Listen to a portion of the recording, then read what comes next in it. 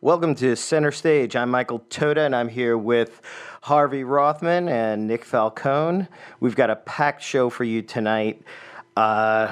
Nick is going to be here talking about the Garden State Film Festival, which is coming up in April.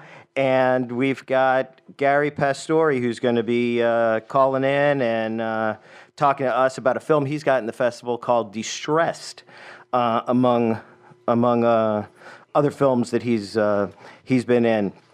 So, Harvey, how are you tonight? I'm terrific.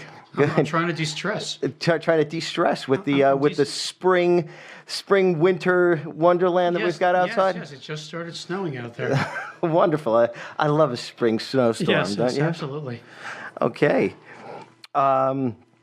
Our call-in number, if you have questions, is 609-800-1003. Is that correct, Ruben? Yep. Okay. That's Ruben is our questions or engineer. comments? Questions or comments? Yeah. Ruben is our engineer, and Dan is there helping us out as an engineer as well. And why don't we just kick it right in and talk to Nick. Nick is the chairman of the board of the Garden State Film Festival. Welcome, Nick. Thank you for braving it out here tonight into this weather. Oh, it's not that bad. Yeah, well, thanks for having me. I mean, what else would you want to be doing on a snowy night but listening to the radio and talking about the film festival? Absolutely. So tell us how the film festival got started. I mean, it's something new, right? Or at least a few years old. No. We're in its 12th year. The interesting thing about film festivals, the average film festival lasts 3 years, so we're in the 12th year now. Now, I've only been with the festival for around, I think it's 6 years. I think this is my 6th year. But it was founded those years ago by Diane Raver. Diane was the first female to head up a commercial production house in New York. And she lived down at the shore. And one day she ran into Robert Pastorelli. You might remember Robert. Murphy Brown. From Murphy Brown, that's right, Elvin the painter. Mm-hmm. And she ran into him at the local shop, right? And they got talking about, they had both been at the Cannes Film Festival and said, we should have something like that here in New Jersey. And so they put their heads together and they started the Garden State Film Festival. Diane was the executive director as well as co-founder, and she still is the executive director. And Robert would lend his support, to help get things going too. So that's how it started. And the first year, it was in Asbury Park up until last year, and we're in Atlantic City starting this year. But the first year was, the one theater, the Paramount Theater, and they hoped that there was a decent showing, you might say. And now last year, we drew 35,000 attendees at the festival, and we hope to grow more and more each year in Atlantic City now. That's great. I was there actually when I saw Gary's last entry into the film, Waiting for Bud. When That's that right. was there. And so I guess that was 2 years ago, right? It may have been 3. Wow. Or it was a few more than 2. In fact, that's how I met Gary, and we've been good friends ever since. So what is this, the largest film festival in New Jersey? Well, it is. I mean, it's considered, one of your premier regional festivals. It's an international festival. We have 16 countries represented this year. We're showing approximately 180 films from 16 countries. We've had as many as 28 countries in 1 year represented. Wow. Yeah, and we show all different types of films. It could be anything from shorts, narrative films to short documentaries, feature-length documentaries or narrative, music videos, experimental films. It just runs the whole gamut. So there's a little bit of something for everyone. And now, how did you get affiliated with it? Well, this is really funny. So the film festival was literally at a neighboring town. It was in Asbury Park, and I grew up at the shore. I live at the shore. And my cousin, who lives out in California, we're talking and goes, "Oh, you're going to the film festival?" And I say, "What film festival? What are you talking about?" And he goes, Jersey has a film festival? It's like 2 miles from your house. What are you talking What's a film about? festival? Sundance? What are you talking about? Yeah, and it turns out that Diane Raver and my cousin's wife were like best friends, almost like family members. in Pittsburgh. They grew up in Pittsburgh, you know. At one point, Diane lived in Pittsburgh. She's been a shore girl for most of her life. But so she knows about the fish. Yeah.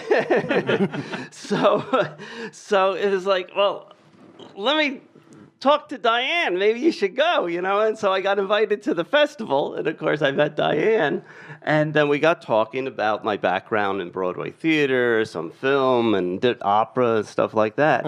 And then, lo and behold, I get a call, and I get drafted to, you want to work on the festival? And I ended up on the board of directors. That's fantastic. Yeah. Awesome. That's fantastic. Now, how did you get from getting on the board to becoming chairman of the board of directors? Yeah, I guess they like me. I don't know. Well, once you're on the board, it's just another vote. Yeah. So That's great.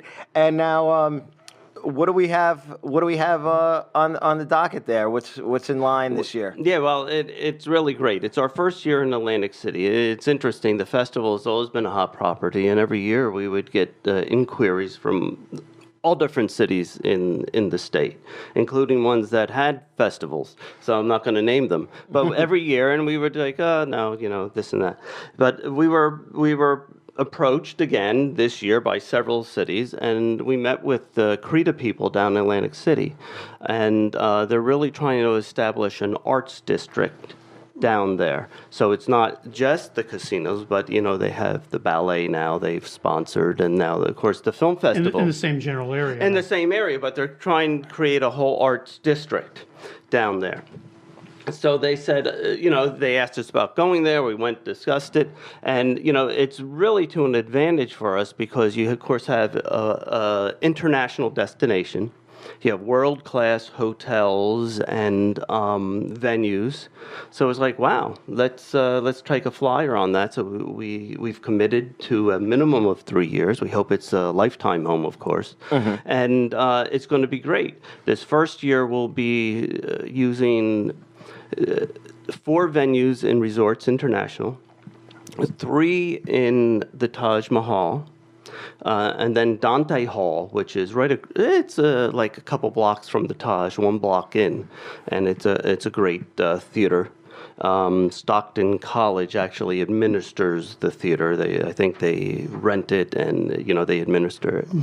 And we also are using the Chelsea Hotel as a venue for our script reading. So everyone's being really great and welcoming down there. So we'll end up running over the weekend. We'll have 8 venues running. Almost simultaneously, they're scattered, but with 47 film blocks, which represents the approximately 180 films, and it's going to be a lot of fun. Now, was Asbury a little disappointed that you left? Yeah, I mean, and it's not that we didn't like Asbury Park or anything. It was just that this was really an opportunity to grow from just the regional festival, and we think over the years it can be really one of the big international festivals. Sure, you got an airport there. We have the airport, the luxury hotels, right? You know, all the venues and that, and it's already an international destination. Right. So in 12 years, you should have outgrew where you were. Yeah, I mean, Asbury's great, coming of age. And we hope to be able to do stuff in Asbury Park, you know, off season and other times a year. So it's not like we've shut the door there. It's just this was a great opportunity. So Nick, I have a question about the festival. Now I understand there's an awards dinner at the end. Yes. Okay, and can you tell us a little bit about how the nominees are picked and how the awards are arrived at? Sure. Now, let's back up, though, to the submissions, and I think it follows through. Okay, sure. So the submission period, now for anyone listening who saying, geez, how do I submit to a film festival? There's a site called Without a Box. It's withoutabox.com. And every festival in the world practically is listed in withoutabox.com. So as a filmmaker, you create an account, it's free, and you list your projects. You create a project for each one of your films or whatever you have. And then you get notifications when it's the time to submit to the various festivals. And you decide what to submit to, and you only pay to submit to whatever their fee happens to be at that festival. And once you put your project in the system, All it is a click of the button. All your information is transmitted, and then you get the direction on where to send your screen or DVD. So at the Garden State Film Festival, we start accepting DVDs. It's in July every year, and you have to December 1st. Now, during that process, the screening panel or the judging panel, programming panel would be more accurate, starts watching them all, and eventually it gets whittled down into our schedule. Then, once we have the schedule set, the same judges who've seen them all get together and say, okay, let's start discussing awards. And that's where we get to. Now, is there any criteria? I mean, say someone has a film in the can for 5 years, and they just decide, hey, you know what, I've never done anything with it. Can I submit it? Is there a certain criteria where it has to be filmed and shot within a certain period of time, or? No, we don't do that. There are festivals, they will say it will have to have been complete shooting had to be completed within the last year, or whatever their criteria is. Mm-hmm. They will also say it can't have been seen anywhere else before. The big festivals do that. Sometimes they allow them like a short to be seen, but it's not in competition anymore, so it can't be awarded anything if it's been seen. Every festival, you have to read the rules. Okay. The Garden State Film Festival does not do that. We're a true indie. We want to promote independent producers, directors, writers, and that. Give them their first break, or their second or third, whatever it is, but get their work out there. So it's really, is your film good? That's the only criteria for us. That's right. Potential. That's right. Well, is it a good film? And that's the only criteria. So how do we measure something's a good film? Well, you're right. With Meaning film, person A could think it's good and person B doesn't. that's right. It's all subjective. Just you can go to your local Cineplex and we can talk about the same movie, and one thinks it's great, the one thinks it's trash, and the other one says, it's okay. So that's why you have the programming committee. They discuss it, and it gets whittled down, and they get ranked against each other too. In a festival like this, I mean, how many pictures of the same type can you have? Right. So sometimes it can be very competitive, one category. Another year might be less. But of course, it still has to be a professional quality film, because you'd rather have none in a category, let's say a horror film, just off the top. You'd rather have none than one that's no good. Mm-hmm. But sometimes you might have a run of a dozen of them, and you're not going to do a dozen of them. You're going to pick two maybe, or one. So, so it all changes year to year. Great. So what are the genres that we've got here? Oh, we got everything. I mean, for instance, our opening night film is a film called How to Make Movies at Home. This was a little indie shot up in Maine. There are no stars. There's no one you've ever heard of. I think you will in the future. But you haven't heard of them. And they were, you can see, geez, not only were they accepted, they're going to open the festival. You can imagine. And it's really creative in that it's a story of, Hollywood comes into town and they want to shoot a TV series there or whatever. And, of course, they annoy the local indie filmmakers because, they're stepping on their toes. So there's that story, and of course the romance might bloom somewhere, but the interesting thing about it, they build into the film, I think it's a dozen film techniques that everyone should learn and know, and they teach you how to make a film, or some of the basic techniques. Wow. Things like don't cross the 180-degree line, how to, one thing that young filmmakers especially do wrong is their camera shakes. Because they think, because nowadays, of course, everyone has a digital camera. You can have a real high-end Nikon or something. You can shoot a film on it if you know how to light it and stuff like that. I was in an indie last year. It's actually just got completed.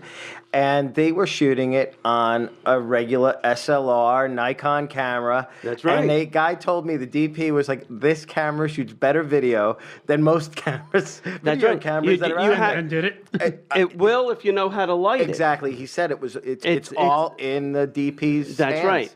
But if you see them holding the camera, let me tell you, it's going to shake. No matter how steady you think you are, get a tripod, get a stack of books. Whatever happened to the tripod? That's right. Yeah. But people think, oh, I'll take a quick shot. And what happens if I'm viewing this on my TV and it's shaking? Can you imagine you're going to get seasick on a screen? Yeah. Well, guess what? I can't put you in the festival if your camera is shaking. The Blair Witch Project. Yeah, it's like, oh my God. It could be a movie about schizophrenia. So they come up in this film, How to Make Movies at Home, our opening night film, and they say, hey, this is how you can rig things up.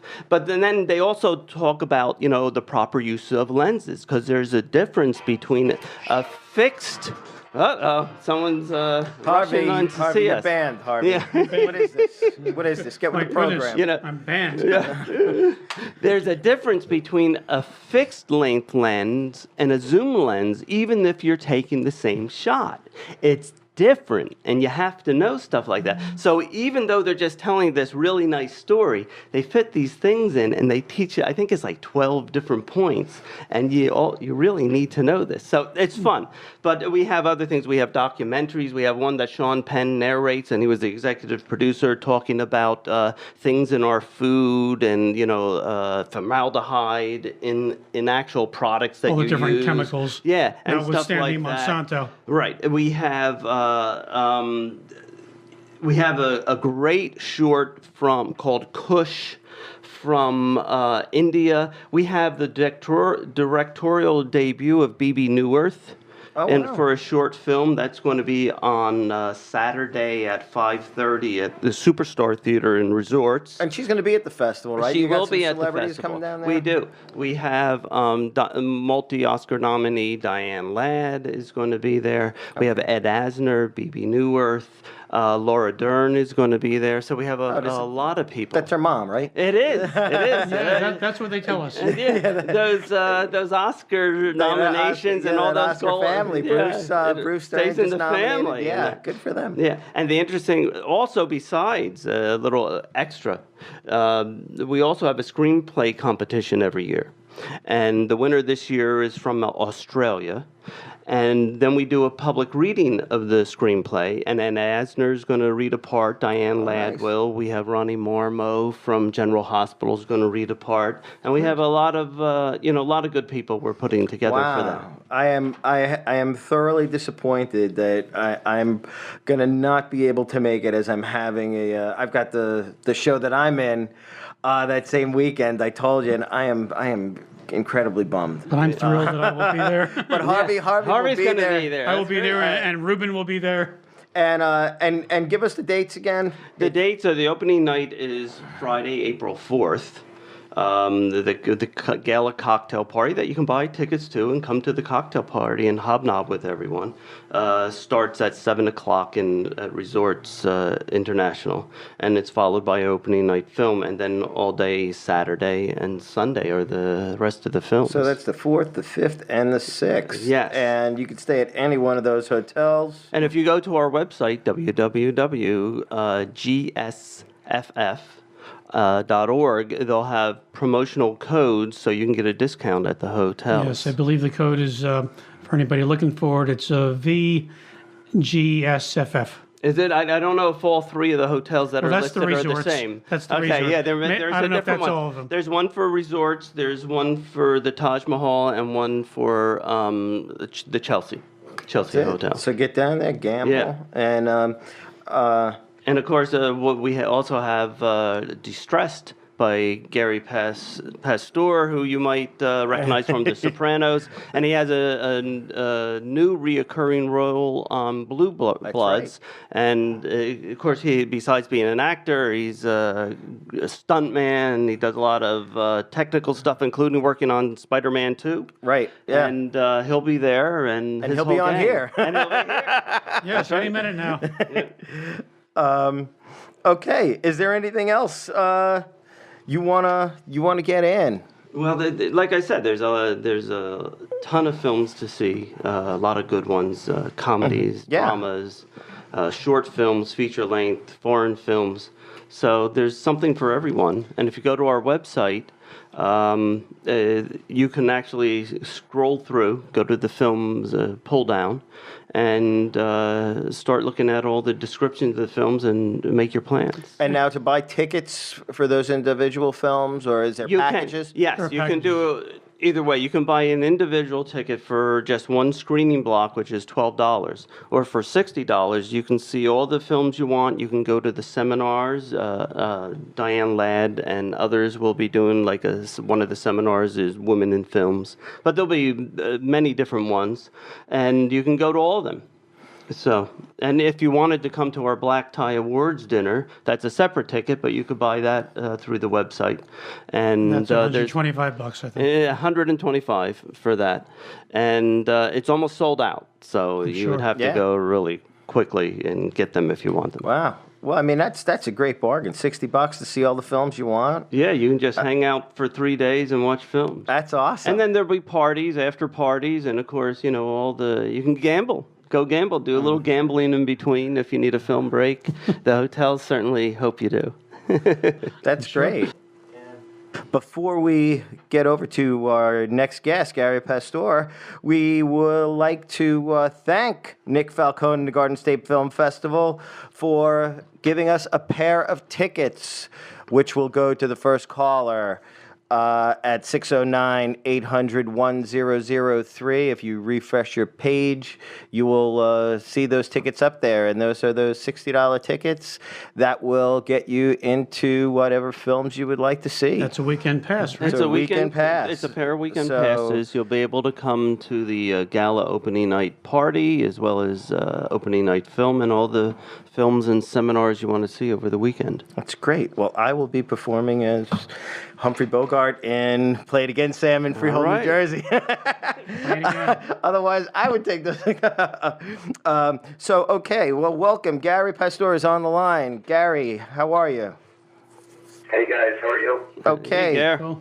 So, sorry you couldn't make it in tonight, but we're gonna take us down. And I mean, you've got a packed career as a working actor, but on the stage, behind the scenes, doing stunts. Before we get to Distressed, I want to just take the audience down the life of a working actor. You've been doing this, looks like, based on your IMDb page.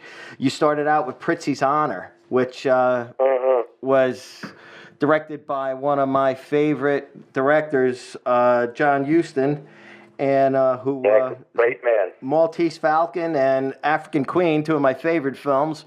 What was that like? He was awesome. It wasn't just him. It was working with Angelica and Jack Nicholson, who was an absolute nut job. Had a lot of fun with him. I got to go out with him a few nights. It's hard to keep up with that boy, and I was probably half his age at the time. Right. But I one of the memorable things with John Huston is I wasn't shooting, and I said, "Mr. Huston, do you mind if I just sit here and watch in awe as you direct?" And he was like, "No, absolutely not, son." He was very sick at the time too. He had very bad emphysema. Mm-hmm. I remember he was on oxygen, but he extended that courtesy to me, and I will never ever forget that. So. Yeah. Well, And that wasn't even my first film. My first film was Once Upon a Time in America. I was an extra, but I don't have it on my IMDb page, so I worked on that. That was actually my very first film. that's Sergio Leone, right? Mm-hmm. With Sergio Leone, another spaghetti western director. So pretty wild, huh?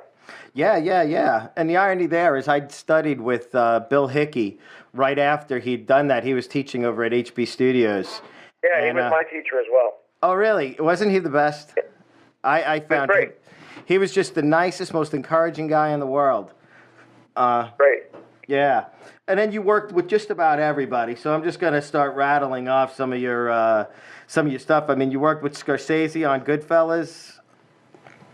And Casino as well, yeah. And Casino. How was that? Wall Street.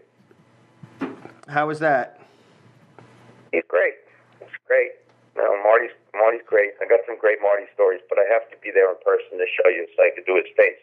His facial expressions are better than the actual story. So maybe one day when I do get into the studio, you can actually see my face, and you're doing a TV show. I can do some Marty impressions. Marty's great. He's great to watch. Another amazing director at work. So, I think the most wonderful thing, and I went to film school, and I went years and years ago. They don't even use the equipment they don't use the equipment anymore that I was taught on. But, working on a set and actually watching directors direct and actors act is the most rewarding, incredible experience you can have as an actor or director or somebody who's in the biz. Mm-hmm. So, but I mean, I'm sure. I always go ahead. But no, I always tell acting students and kids that are going to film school to be directors or what have you, that the best experience you can get is practical experience, no matter what. And to try and take every opportunity to work on a set, because the more you work on a set, obviously, the more you learn. Right. And now you also work behind the scenes in the props department. Yes, props, set decorating. I continually do that. That helps support my career. When things are slow, at least I'm not sitting home waiting for the phone to ring. Yeah, been there. For auditions, and people think that you go in, you start making millions even when you're working, and that's not the case. Yeah. While to the high pay grade, so you could be working for a long, long time and still not be making any real amount of money. I think that's the misconception that a lot of people have. And I have a government that I have to pay, and I have a manager that I have to pay. So, that big check that you hear about us getting gets chopped up pretty good. So. Sure. And now, what about? I mean, I know in my experience. I started out, like most people do. You work background, non-union. You get into the union. You work less, but you get paid more. And how do you make that? How do you make that break from that Screen Actors Guild background worker to getting the under five? What's the transition? Well, I don't.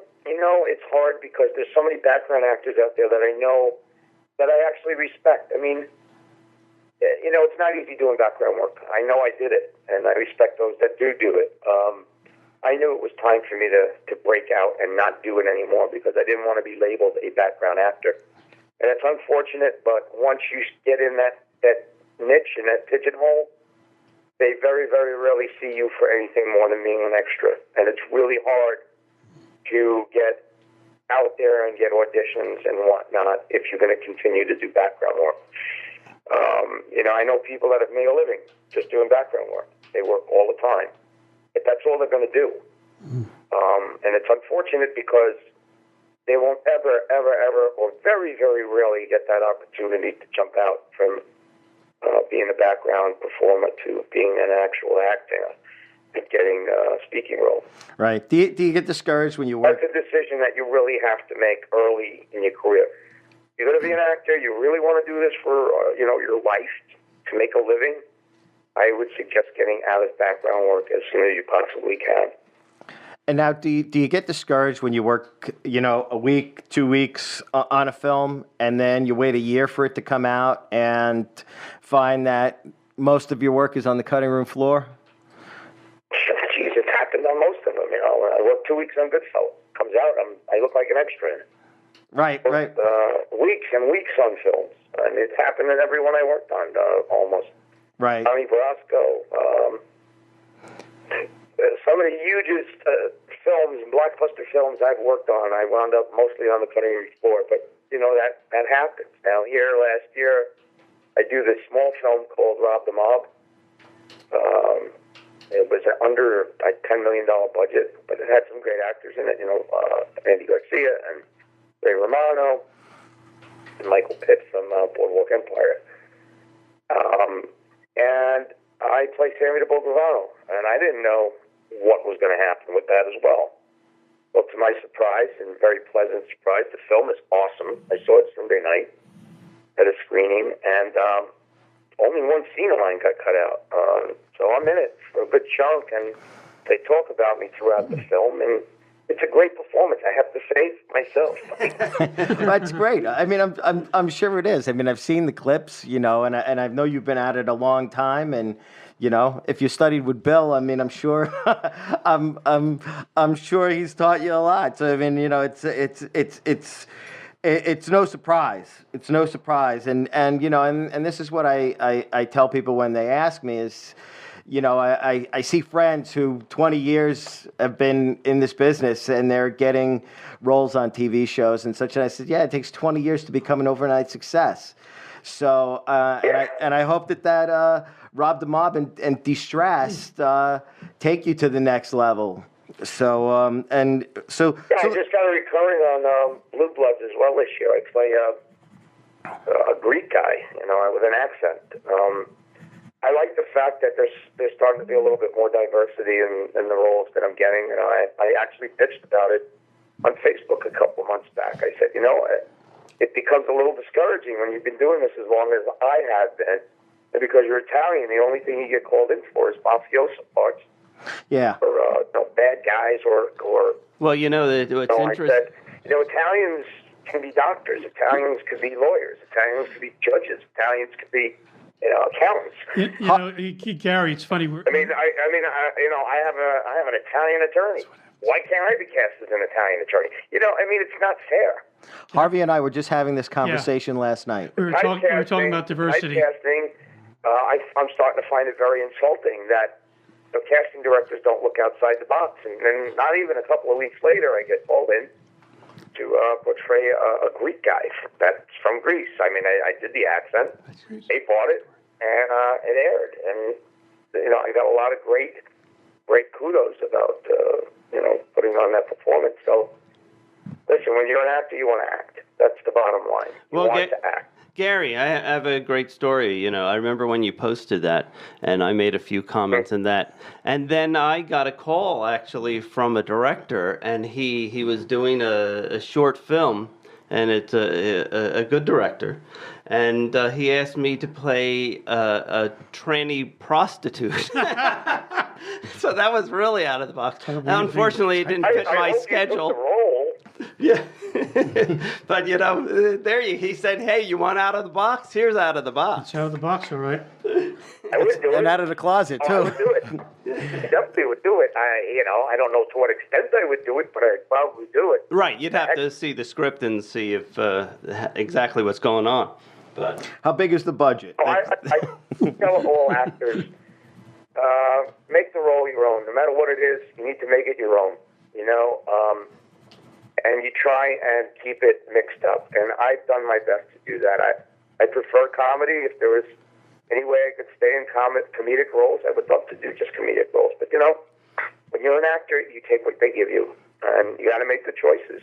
Yeah. Or, of course, you do your own, Gary, like you have with Distressed and Waiting for Bud.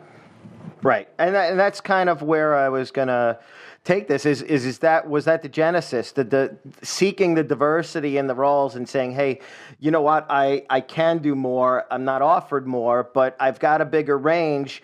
And I want people to see that. It was that part of the genesis to start doing your own thing with maybe starting with Waiting for Bud. I actually started writing scripts, and I wrote scripts always wrote a character for me in mind because Sylvester Stallone and Chaz Palminteri both did the backdoor process. I call that, where you backdoor your way into a film. You get the film out there and you say, hey, listen, you can do my movie, but I got to be in it. And it's worked for a lot of guys. It worked for, what's his name, Burns,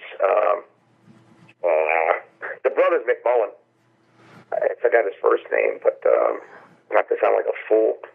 But he also wrote the brothers McMullen, and he wrote a role in for himself.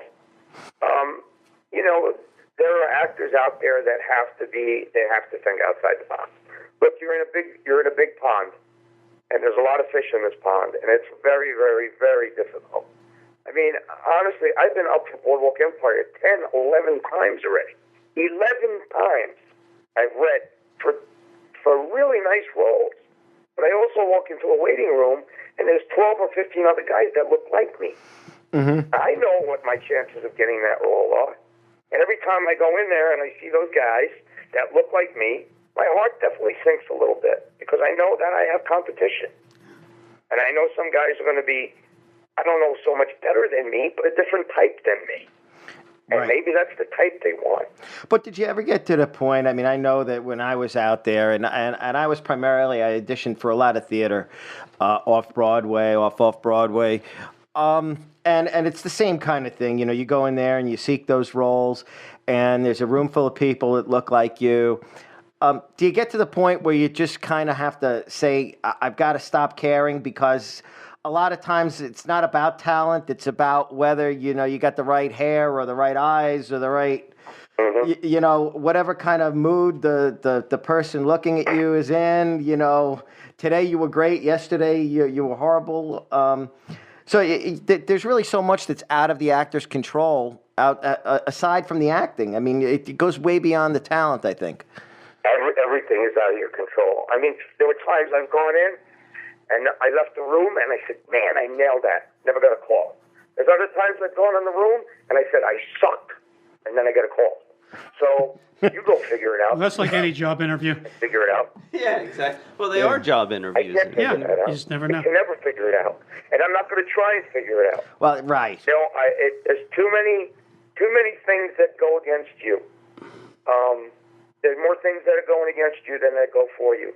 The best thing that you can do is do the best you can, hope that you get cast, and then hope that there's an audience that's going to see what you did.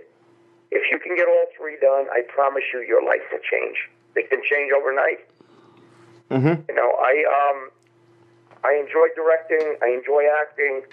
I like directing because I like watching other actors act. I think that that's a great, great thing that you could segue from directing into acting. And, you know, this is not going to be my last project I direct, obviously. I hope that this opens doors for many more directorial efforts.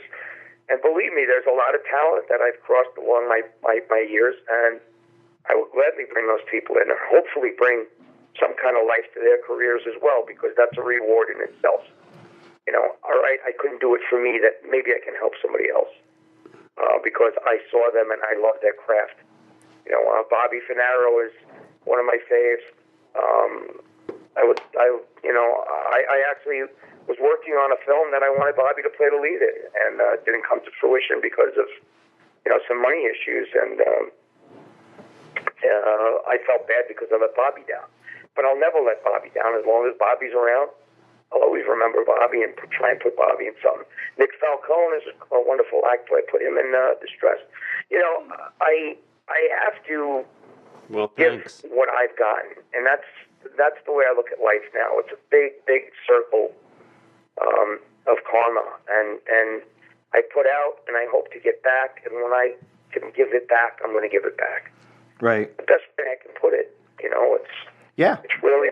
No, I agree with you, and you know, and we could go on. I mean, I could talk to you for another hour about this, but I wanna get to your films, and talk to you. So you know, so you decided to put this film together. Let's start at the beginning. You have the idea. You have the story. Where do you get the money? Money? Right? I mean, money? it's the first question every filmmaker wants to know, right? Every filmmaker. My God, it's grueling, man. You need to find people that believe in you. You know, my partner for the last 12 years, Deborah Mello, has invested quite a bit into my writing and my directing efforts and my scripts, and she put up the first tranche of money to get Distressed off the ground. What's the budget? It's around between 100 and 200,000, I would say, with, you know, fringes and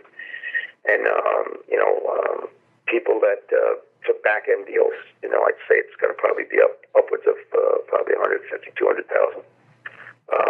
You know, you get people to do you favors, and sometimes you get a movie made that way. Right. So cheap locations, you got to be able to deal with the nitty gritty. There was a lot of guerrilla filmmaking in this, and I got to say, guerrilla filmmaking is fun. You know, you take a camera and you go walk up a mountain for 4.5 hours. Right. And one shot I did in distress, I climbed this 7,000-foot mountain. We almost got eaten by a mountain lion. I fell over a log. It was a nightmare trying to get up there. It was a big, funny, dirty mess. Yeah, it was all cut up. Aren't See there, the movie? You'll see Band-Aids. I have a big it was bruise on my Gary. forearm. Gary, aren't there PAs for that? Well, In Indy? yeah, you make the PAs climb up and what? You get dropped in a helicopter? Yeah, when you have the money. The money. I mean, I had to climb this mountain by myself. Right. So what was? Tell us about it though. What was the whole idea about distress? How to get started and. Because I was a stressed out mess. I had some issues with a business deal. In fact, it was the deal that I was talking about with Robert Finaro, the film Purgatory. Was trying to get made, and I got these investment bankers in, and I hate to say it, they were not the nicest guys. They scammed us and turned it to like a commission mill. They put money in, took money out. So it turned me into a tight knot of stress, and I wasn't eating right. I wasn't eating at all. I was probably drinking too much at the time just to get through the bad experience, and I wound up with an intestinal infection, which got exacerbated by this compounding of the stress, and I wound up in the hospital. I almost died, and I think coming out of my while I was convalescing, I said I have to do a film about stress. In fact, we actually started shooting some of it as it was happening. I made my cameraman come in from Holland. His name is Tota. He's the cinematographer. He'd shot the first film with me, Waiting for Bud. He's a wonderful guy, and he's amazingly talented. And I made him come in, and he started shooting footage. He actually shot footage while I was in the hospital, which is in the film. Just to follow me around and show what it's like to be that stressed out and what it can do to you. And then I decided to go on my search for my Zen and see what it takes a person to get through this thing. And there's not one person that I meet on any given day that's not either dealing with stress, is totally stressed out, or is just somebody that who deals with it. And some people deal with it, and some people don't deal with it. And the ones that don't deal with it, a lot of them wind up either sick or dead. Mm-hmm. It's a killer. Stress is a killer. There's no question about it. Well, it's 90% of heart attacks are caused by stress, and 90% of internal health problems, be it esophagus cancer from constant reflux because you're all stressed out, and all types of stomach cancers and liver cancers and stomach ailments, colitis. You're stressing us out there, Gary. Yeah, really. It's a multitude of things that are created by this. Well, that's caused by I internalizing do a all film this. about it. That's caused by internalizing. So you internalize the stress, and you internalize all your issues, and they go to different parts of your body. That's correct. That's correct. And I felt that a film needed to be done because people have to see what other people go through. And one of the great stories in this film, it's a film almost in a film, is that when I went out on my search for my Zen, I met a lot of people who had life and things far worse than I did. I met a soldier who came back from Afghanistan with one arm. And after I met him, I realized I don't have any problems anymore in my life. And it's important when he says one arm, meaning he didn't lose one arm. That's all he had left. He lost both That's legs all he had left, and one arm. and Came one back arm. from So all he had Afghanistan left minus was 2 one legs arm. and one arm. Oh, wow. Yeah. And I took the man fishing, and we talked, and we talked, and we talked. And I looked at him and his spirit, and I realized I don't have any more problems in my life. Not one do I have. And whatever problems I have, I will get through. Yeah. I had an arm operation last year. I pulled the muscle off my bicep off my forearm, and it hurt like hell. I had an operation, and I was in so much pain. I mean, I don't even think at one time morphine was helping. That's how bad the pain was. But I always thought of Brian. His name is Brian Delberian. I thought about Brian, and I said, you know what? My arm's going to heal. I'll get through this. And it's a shame that I had to use another person to get through it. But it helped me get through it. You know what? So my advice to everybody out there is when you think you have things that are bad, believe me, there's people out there that have things that are so much worse. Absolutely. Yeah. So how does Really, that's what the film is about. okay? So you know what the great thing about the film is, and Distressed is being shown on Saturday at the Garden State Film Festival for its world premiere at the Taj Mahal in the Xanadu Theater. What time? It's in the 3 o'clock block, which if you were to go to the website, the Garden State Film Festival website, it would be the TX9 film block. But the great thing about it, it's not your traditional documentary and, it's just talking heads about something, a little bit of voiceover. It's really done has the arc of a narrative film, and it can be really funny. It can be touching. You see what Gary's going through. Sometimes the mishaps that are funny or whatever it is. So it really has the feel of a narrative, though it's a documentary, and you see these various people that Gary was talking about, and as he goes through his journey. So it's really a terrific film. I got a question, Gary. Yes. How did this experience change your life? Because frequently people have to go through some kind of a life-changing experience and can be really down in the dumps before they actually wake up and say, I don't have it that bad.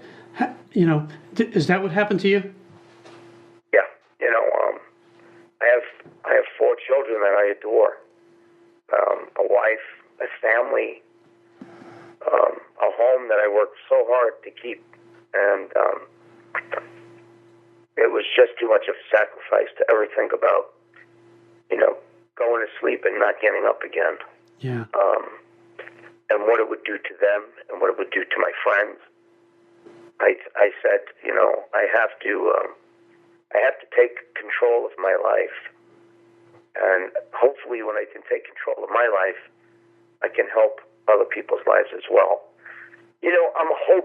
I'm really hoping with this film that it really reaches out to the masses and people take stuff from the movie and apply it to their own lives. I just screened it in 2 cities in Europe. One was Antwerp in Belgium, and the other was in Eindhoven, which is in Holland. And the Europeans are known to not be very emotional people. They don't wear their hearts on their sleeves like the Americans do. They very, very really reveal their emotions. They keep things bottled up. Mm-hmm. In fact, they're prime candidates for stress. Anyway, they really, really, really, they were mesmerized by the film. I had a lot of people come over to me afterwards, in the Q&A, and there was not 5-10 questions like you normally get. There were 20, 30 questions. In fact, I couldn't keep up with a lot of the questions. And so many people come up to me and thank me and say, wow, I really got a lot from that movie. And to me, if I can get this out to the masses and have everybody see it, be able to take this and really change the world a little bit for the better, because we're such wanton people. We want. We're always in a hurry. We don't care whose toes we step on to get ahead. It's a screwed up world. Isn't it just... I'm really hoping that this film can change the way people think. Well, and I find that's in daily life, just talking to friends and neighbors, and folks are saying, it's harder and harder, in New Jersey to keep your head above water and stay at the same level you were at a year ago. Just because things, cost of food, cost of property taxes, cost of everything else that goes up, and, everything goes up disproportionately to most people's salary. So absolutely, it's just harder and harder, and to your point, that contributes to the stress factor, right? So is there any kind of insight into that. And what did you learn? What kind of tools did you learn? You got to take things day by day. You know, if the bill's not getting paid, it'll get paid. Tell the people to wait. If the light's not turning green, it'll turn green. Just wait. The line in the bank is too long, guess what? It'll get shorter. Take it in a little bit at a time. Yeah, I'm always going to run into the jerk. Every day there's going to be that one jerk that's going to twist you and get you twisted. Listen, I say this at the end of the film. If you think you're going to see this movie and you're not going to have stress anymore, or you're not going to wake up with stress, well, then you're delusional. That's what never happens. Handle it. It's how you handle it. Deal with it. That's the key. Right. How handle the stress. You can ask Nick. Nick has been my confidant through most of this film. I had more stress making a film about stress than I think anybody. That's so true. It's like, Gary, time to de-stress here. Come on. Stop. It's it. Imagine I'm making a film called De-Stressed about not being stressed, and I'm stressed. Or dealing with it, and you have to be The told people I was time to dealing deal. with, the financiers, you name it, I had issues with it. Breathe. You know what? You breathe and you get through it, and at the end of the day, I made a beautiful movie. I really did.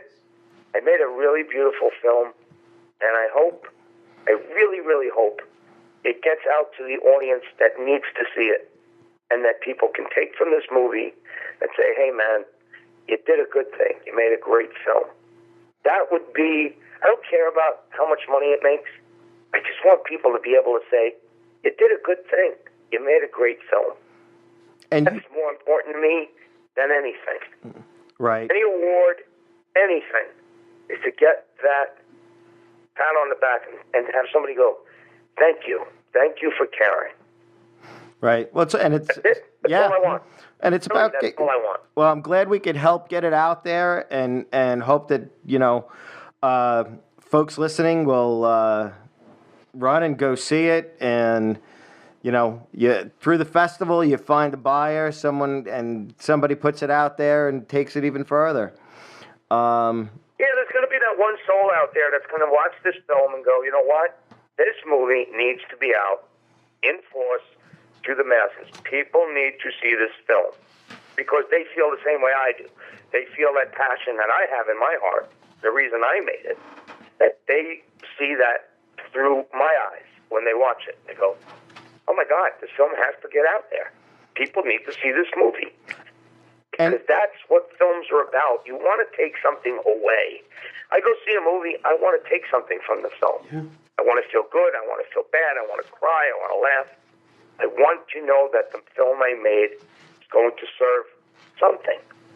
Sure. And you know what else it does too, Gary? It's interesting because the Garden State Film Festival really caters to the indie filmmaker, and here's a film, De-Stressed, that a lot of the people worked on it for deferred money, with the hope that hey, maybe we'll get something paid down the line, maybe we won't. It was done over an extended period of time as compared to how you would normally just shoot a film in consecutive weeks.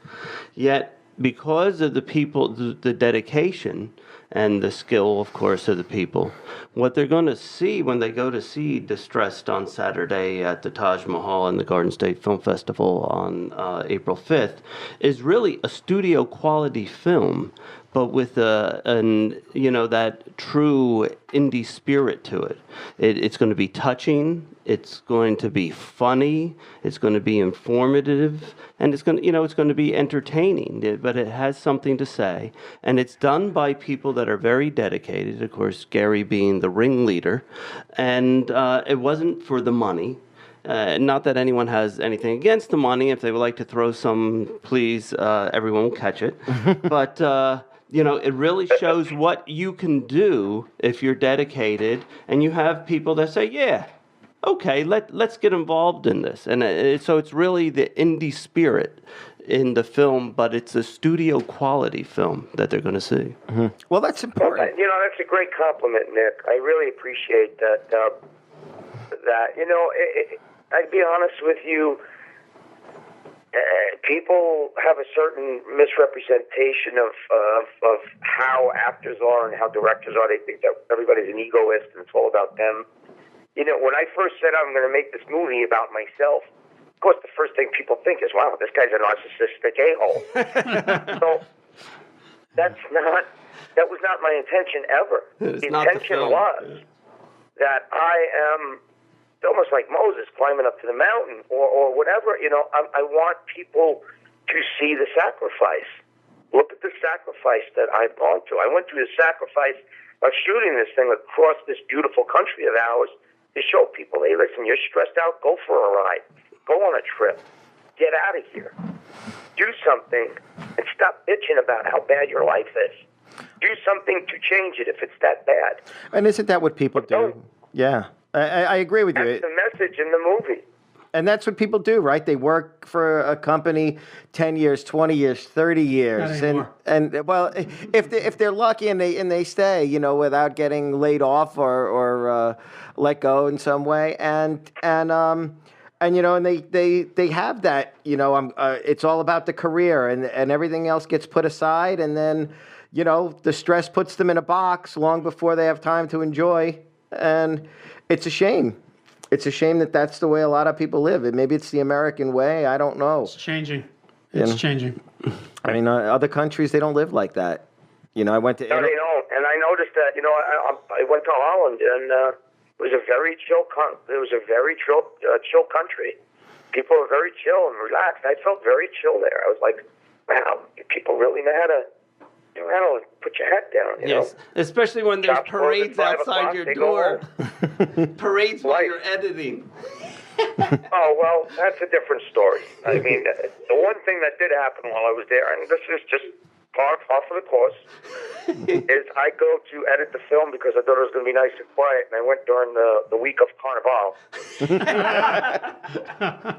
They were singing polka songs outside the studio where we were editing for 12 hours a day and getting drunk and dressed up like farm animals. I have pictures and video to prove it. So At least they were happy. They weren't stressed. They weren't stressed. I wasn't happy for the first 4 days, but they were happy. But, you know, just par for the course. This is all stuff that I keep in my memory bank.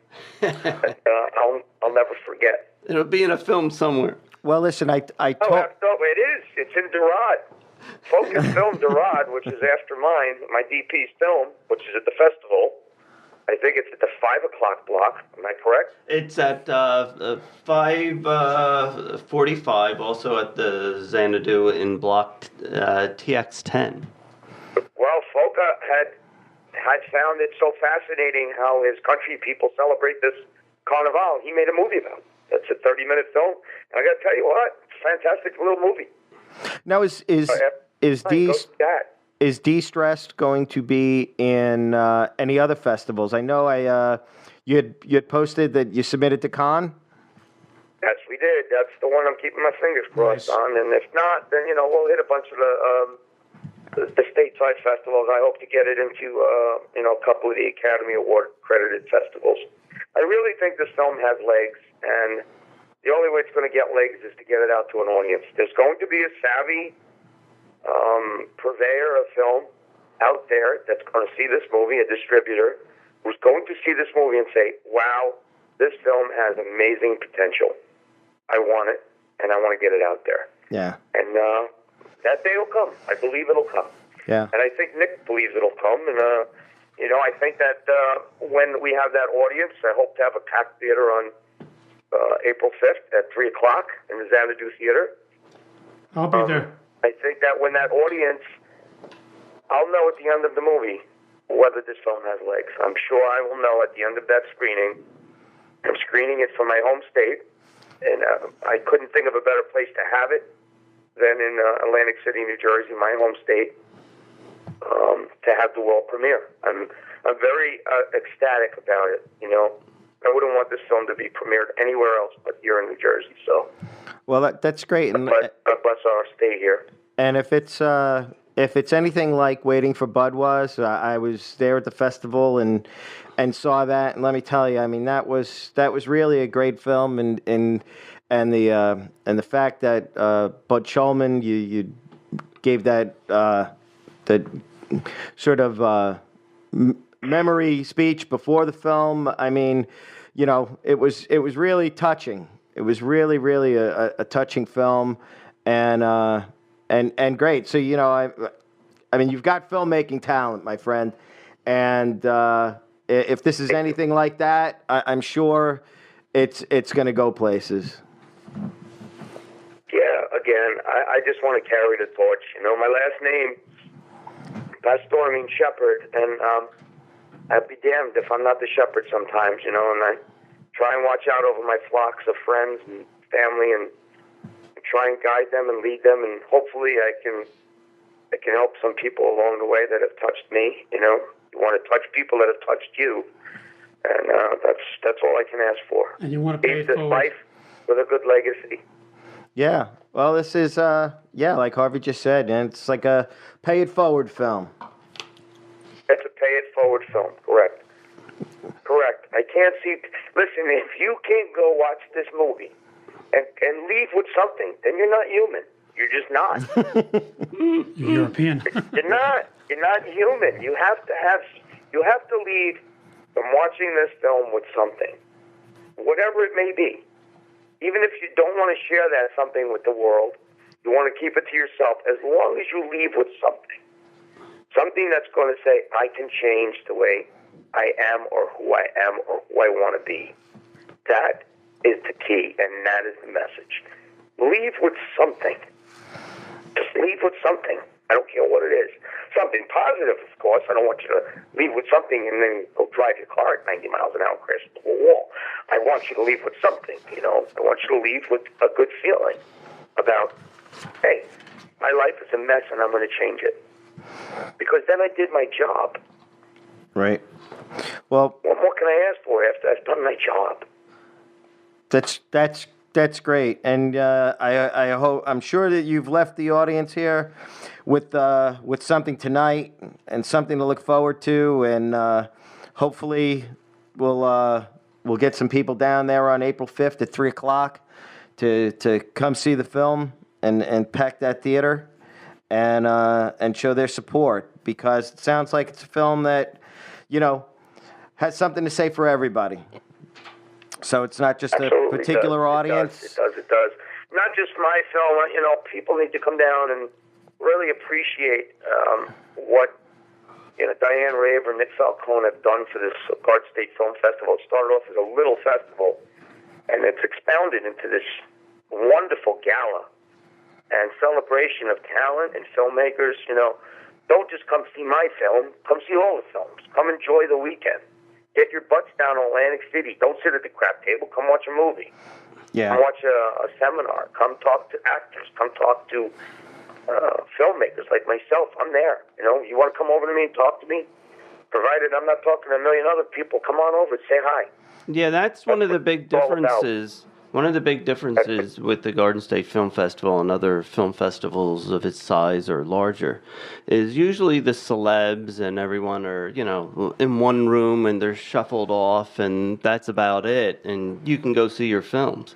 But here we have filmmakers of all different levels. And audience members, of course, just coming to see the films. People just love films.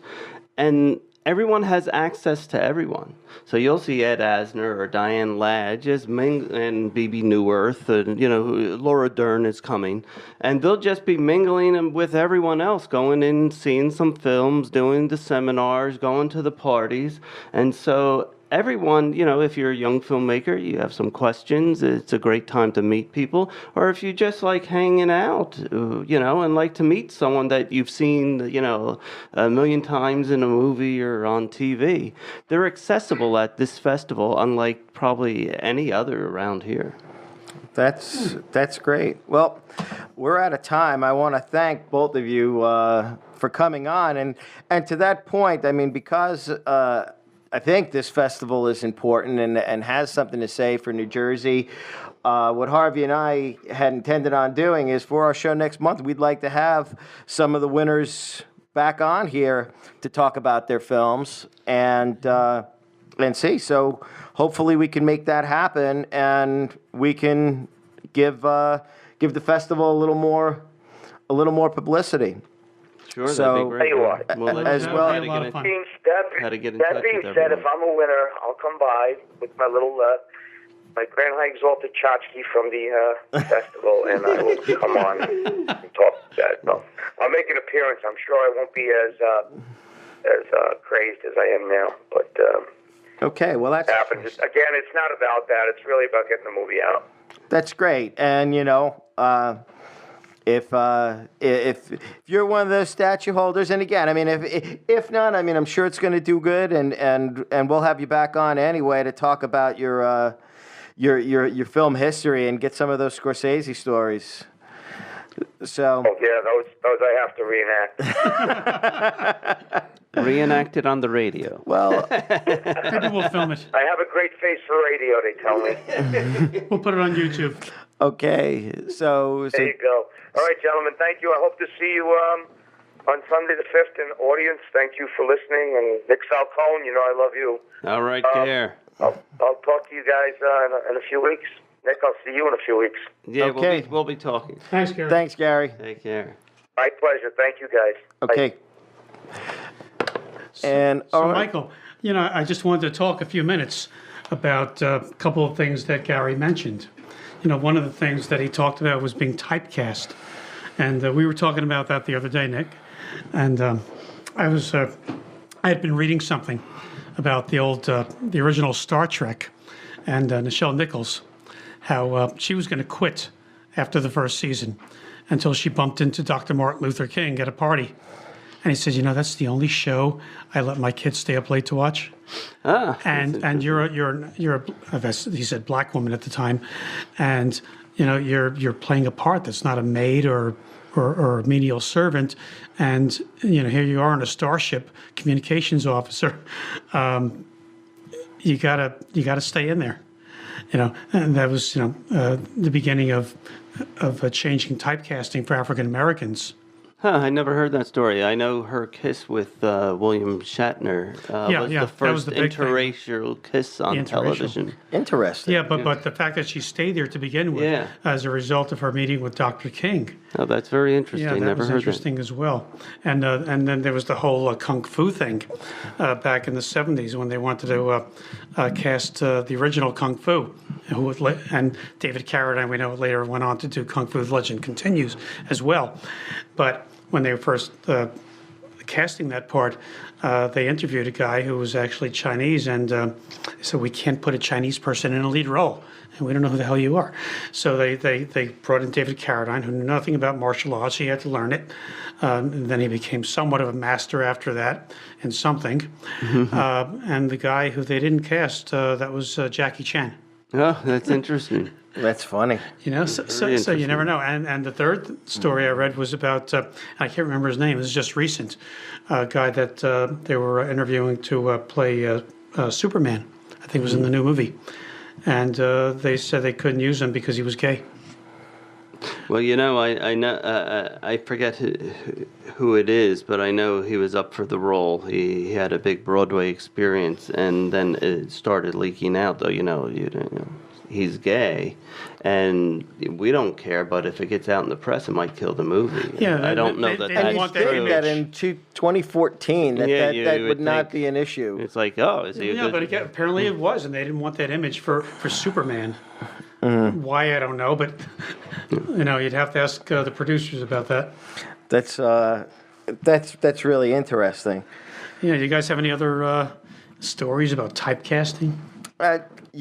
It's exactly what Gary said. I mean, sometimes you go in there, you have an Italian last name, and you're a gangster, you're a cop, you're a or you're And never they're good parts, by the way. it all depends. I mean, you're a tough guy of some kind, Yeah. but they don't see you as The doctor. the lawyer, whatever. And then and unfortunately it's like that in life, right? I mean, you see an Italian guy driving a Mercedes Benz, and some people immediately they think he must be a gangster, rather than he's a doctor, he's a lawyer. You remember the lawyer show from back in, I think it was the late 70s? Petrocelli, played by Barry Newman, played an Italian lawyer who's a Harvard graduate, and he moves out west, and he's building his own house from brick and mortar by himself while he's defending criminal cases. Oh, I don't know that one. No. Old show. and the other point I wanted to make about something Gary said real quick was about sacrifice. You know, there's a new movie coming out called Noah, talking about sacrifice, and you know, I recall the original Ten Commandments and Bible, Charlton Heston, and there've been a lot of religious films coming out lately. Nick, you have any take on that? Well, I think things happen in cycles because how it works with scripts before they take forever to get made, and they actually circulate through Hollywood. So everyone has seen them, and they know that so and so has. Oh, they have a religious epic. We need one, and they start looking. The first and then, one green and then lighted. as soon as one gets green lit to get done, and they're saying, "Oh, we got to get one too. Let's do ours," and then they start. So things happen in cycles, but. Yeah. You know, and plus it's like, hey, people are watching this. Let's make what they're watching. You know. Yeah, it's funny with the CGI, how all of this comes out, and one of the things that Darren Aronofsky said to Russell Crowe when he was trying to get him in is that he says, "I promise I won't show you on the boat with sandals and a skirt and two giraffes behind you." You know, he said this is going to be about. A man who's sacrificed, and it's about God and judgment and morals. And morals, and it's interesting of the controversy that's going on, because whether you believe that an ark was built and had every animal on it, even those animals that were not indigenous to that area. Yes. Or was it something that had some alien? Or was it just a fable? But it's interesting that there's controversy of saying, it wasn't taken as literal from the Bible as it should have been. And well, anytime you make a movie about anything that is known, everyone has their take on, how it affects them or has affected them or how they look at it.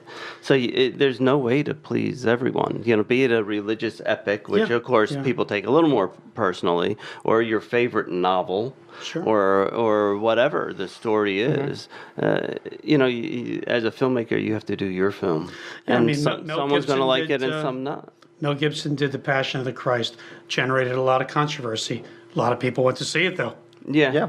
Now, not being a Christian, I was curious what the controversy was, and I just didn't get it. So I went to see the film. All right, I may get stoned for this, but I didn't think it was a bad film. Yeah, I thought it was a good film. I understand. I understand people's arguments on it, but I don't think that it was. It's interesting because of things that came out about Mel since then. That's different. Right. Yeah. It kind of almost reinforces something that. Yeah. I don't know that it was there or not. I don't know that they're related. The things about Mel and the movie. I don't think people put them together, but I don't think they were related. I think Mel did the movie from a point of view of a conservative Christian, and he wanted to talk about Christ's suffering. Yeah, but and that's what's in the Christian Bible. Yeah, right. And like I said, religion is very personal, and even other Christians may not have done that movie that way. Right. And it's always something that can certainly get a lot of attention. Yeah, it was still a well-done movie, though. Yeah. And hopefully, I'm looking forward to seeing Noah. It looks like it's going to be a pretty good epic. Yeah.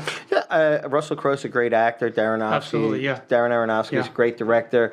$120 million budget. I mean, if he did Wrestler on $25 million, I imagine what he can do with $125 million. Exactly. And, a lot of special effects. A lot of special effects. You say that in theory, but So nobody wanted those tickets today, huh?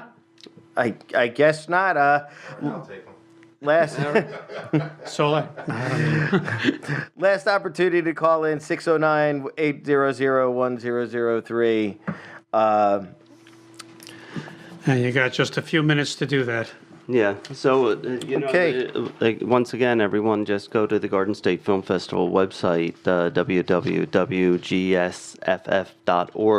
and you'll find out, all the details about the festival, which is April 4 through 6, down in Atlantic City.